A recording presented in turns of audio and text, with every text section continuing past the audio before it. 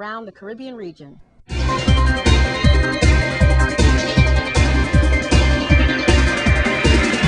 From Puerto Rico, it was 4 years ago Hillary Clinton and Barack Obama fought hard for Puerto Rico's delegates. This year, it's the Republican primary on March 18th and the territory's 23 delegates that could prove important. PR Governor Louis Fortuno, a U.S.-trained lawyer with a neat, boyish appearance, has been mentioned as a possible vice presidential candidate. His fiscal policies impress Republican leaders, and they also see him as someone who can attract Hispanic voters to the party. And Fortuno makes regular appearances at Hispanic events around the U.S. Fortuno says, "We share the same values more often than not. Whether it's Cuban, Mexican, Guatemalan, or Venezuela, we're all proud of what the other is doing." From St. Lucia, a new cancer-fighting drug is expected to be introduced to St. Lucia this month. This drug, Vitadox 30CH, made from the venom of a scorpion indigenous to Cuba, will be introduced to the country by a team from the Cuban government's arm of medical and biological research in Cuba.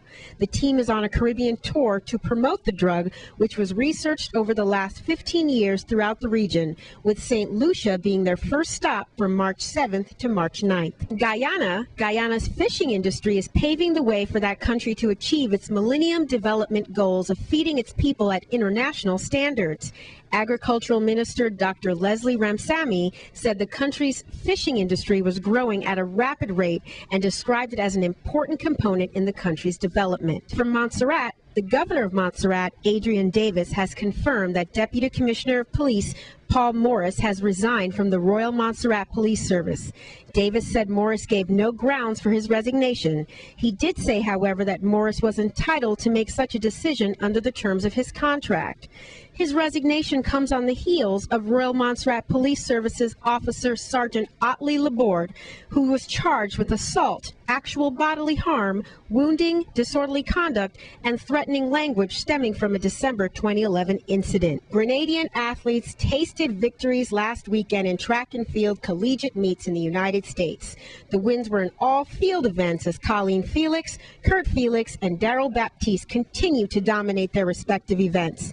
And top quarter miler Kirani James goes in search of his second global title at the senior level when he takes to the track at next weekend's World Indoor Championships.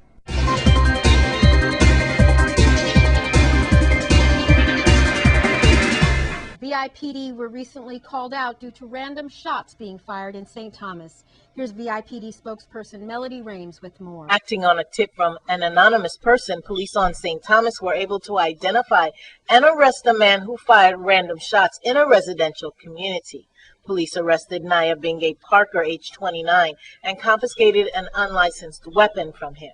Police were dispatched to a call of shots fired in Estate Anna's Retreat just before 8:30 p.m. on Wednesday, February 28th. Officers made an inspection of the area but could not locate any suspects. A short while later, police received information from a concerned citizen about the shooter. The suspect was described to the police, including his approximate height and weight and the clothing he was wearing. Based on that description, a K-9 unit police officer detained a suspect who was later identified as Parker and found the firearm in the backpack that he had in his possession. Police said the firearm had an obliterated serial number, and Parker was arrested and charged with possession of an unlicensed firearm with an obliterated serial number. He was held on a $25,000 bail and remanded to the custody of the Bureau of Corrections, pending further court action. Also in St. Thomas, a domestic violence incident. Here is Melody Rames again. Police on St. Thomas arrested James A. Harrigan, age 40, and charged him with destruction of property, domestic violence at about 9:30 p.m. on Wednesday, February 29th. Police said Harrigan was placed under arrest after he ransacked and destroyed property in his girlfriend's apartment located in the Oswald Harris Court. Harrigan was held without bail due to the domestic violence law, pending his court appearance. Get your pen and paper out. Here are your lottery numbers. First prize, 7961 for $175,000. Second prize, 14245 for $65,000. Third prize, 1597 for $40,000. Fourth prize, 12168 for $30,000. And last but not least, fifth prize, 27179 for $20,000. Next lottery drawing is March 15th, 2012. We hope we had some winners out there. When we come back, your dental checkups just got easier.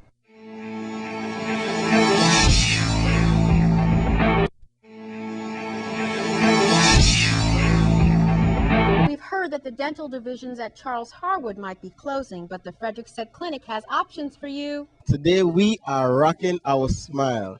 The Frederiksted Healthcare is proud to say we have officially begun our dental services with our lovely Dr. Moses. And you see, rock your smile. And I am definitely rocking my smile. And we're happy to say that dental services has begun. And we're offering services to individuals who are insured, uninsured, and underinsured.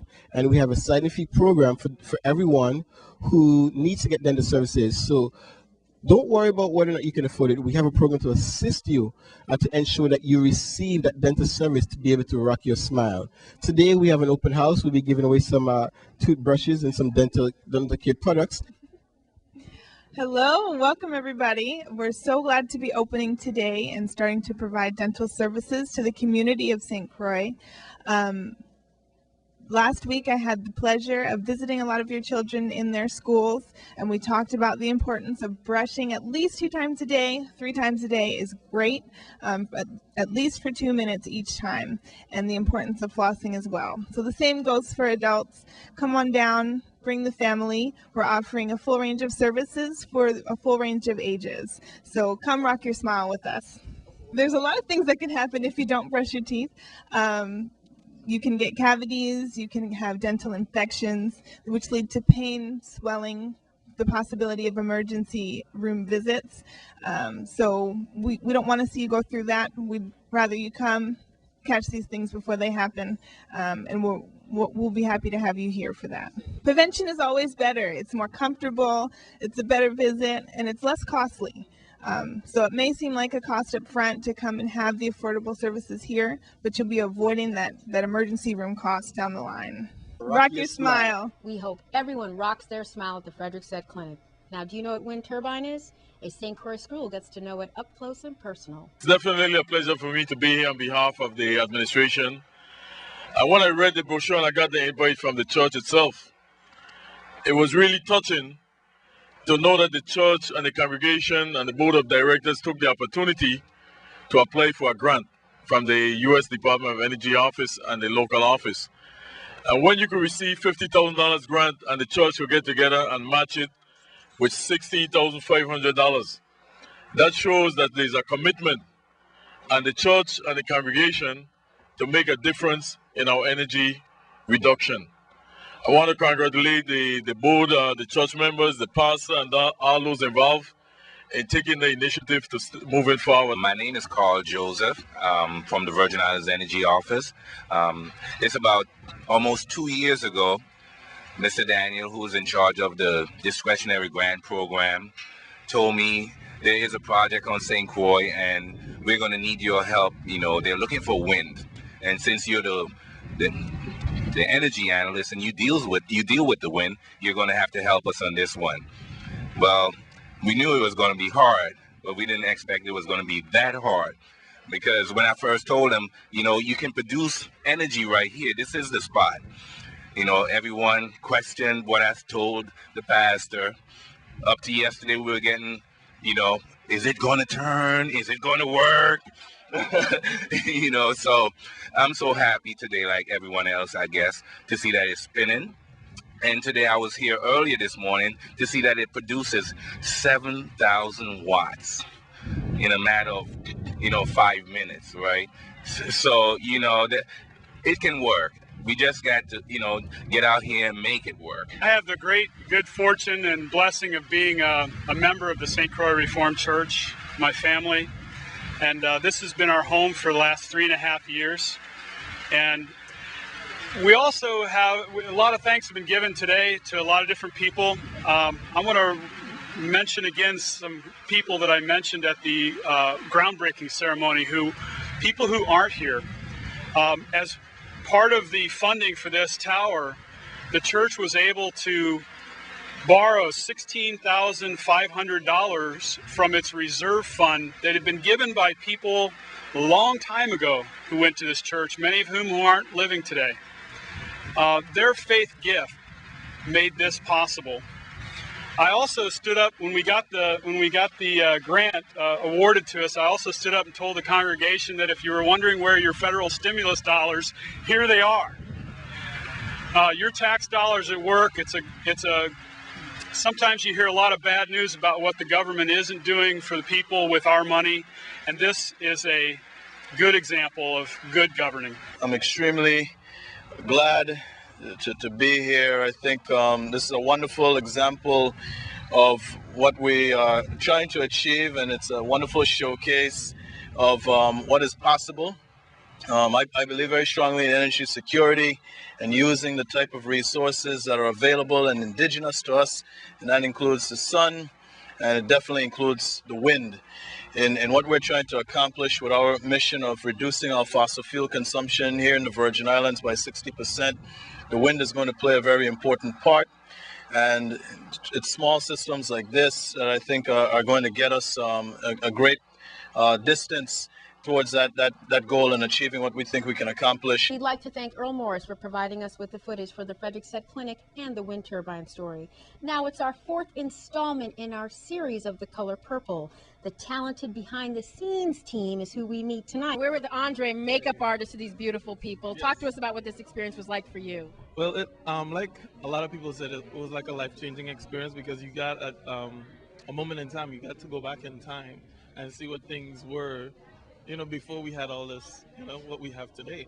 So with the makeup, I learned that, it was very minimal makeup, and the women focused on their lips. And how back in the day they would take the lipstick and put it on their eyes. Yep. So the lipstick and the eyeshadow was very important to the cast. So I just focused on that and making everybody look true to that particular time period. It was wonderful too, and also we all connected with them.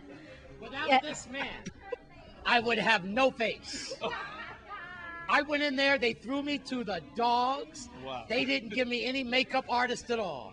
I am so spoiled now, I can't even do a newscast without this man at my side. Makeup, please, I'm a little shiny. Yes, yes. Hey, man, get in here. I got to get my partner in here. I love this guy, man. Come on, shout it out and introduce yourself and everything. Not that part, the introduction part. My name is Micah. Yeah. I'm in the play with Wes. Yeah. Did we have fun or what? We killed it. We rocked it, man. Was it close quarters back there? Yes, it was. Yep. Let me ask you something on your perspective. How did this play make you feel? Made me feel good inside that I get the opportunity to spend time with people and meet new people and everything. So it's a good experience for me. Yeah. How does it make you feel when a collection of black people during Black History Month get together with an overwhelming challenge like almost none of us have been on stage, overwhelming conditions that I'm not going to go into, and look what we did? How's that make you feel? Great. We rocked it again. Yeah, we killed it.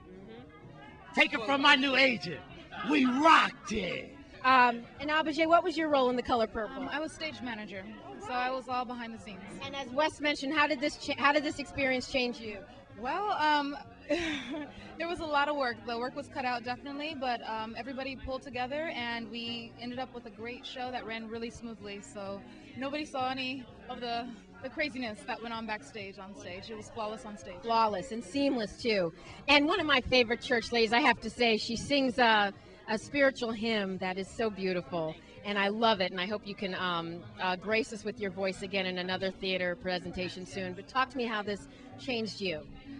Well, mostly the opportunity to meet new people that, it's a relatively small island, and we know a lot of people and we see a lot of faces on a regular basis. However, there's some people that you just don't happen to come across if your circles don't intersect. So this was an excellent opportunity to cross circles with some other people that I haven't had the opportunity to meet and make new friends and hopefully make friends for a really long time and work together with some people that I'd already known and I'm good friends with. So yeah, that was one of the main things. What about getting into character? I mean, you play gossipy little and you come in and again engage the audience. So talk to me about that. Right.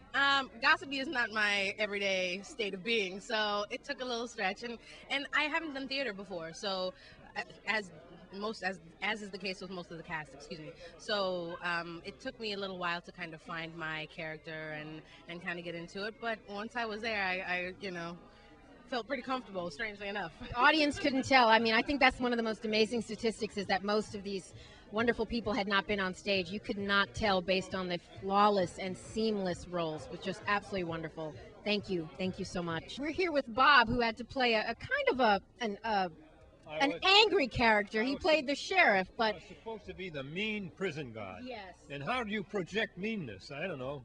Some people thought I did. Well, I thought you connected well with the audience. So talk to me about how this experience changed you. Well, what changed me was the idea that everybody else seemed to have done this before, and some of them just started at the same time I did. But this was my first time on the stage as an adult, except that when I was in the Army, I was on the stage a lot, you know, but talking before a bunch of people wasn't a problem at all. But in front of an audience is another story. But I developed it. What happens to me is when I start acting for some character, I become that character. I actually feel like I'm him, and that happened in that play.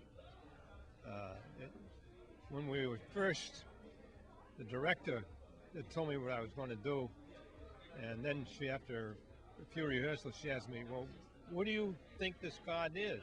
You know.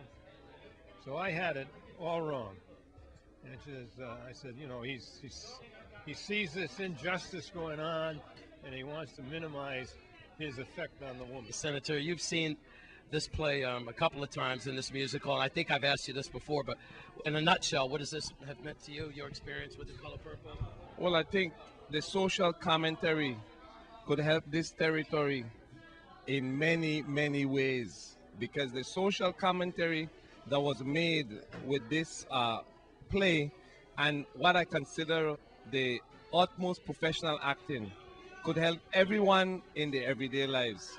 From the relationships in terms of marriage, to how you raise children, to how you operate in a community setting, to even how you conduct yourself as a person, and how you want to shape your character, and how you want to shape your life in a territory that's black and that has a wealth of information and talent. So I just want to say, I think this play was a microcosm of some of the lessons we need to learn in this community, and we need to learn socially to uplift the community. This is Buster. Oh, Henry. He's like the pro boxer there. And if you saw it, I always hit behind him like this. When they was in the juke joint. What did this do for you, man, quickly, The Color Purple? It gave me a new sense of community. Yeah. Made me feel good. It's a great out. I hope everyone who came enjoyed this play.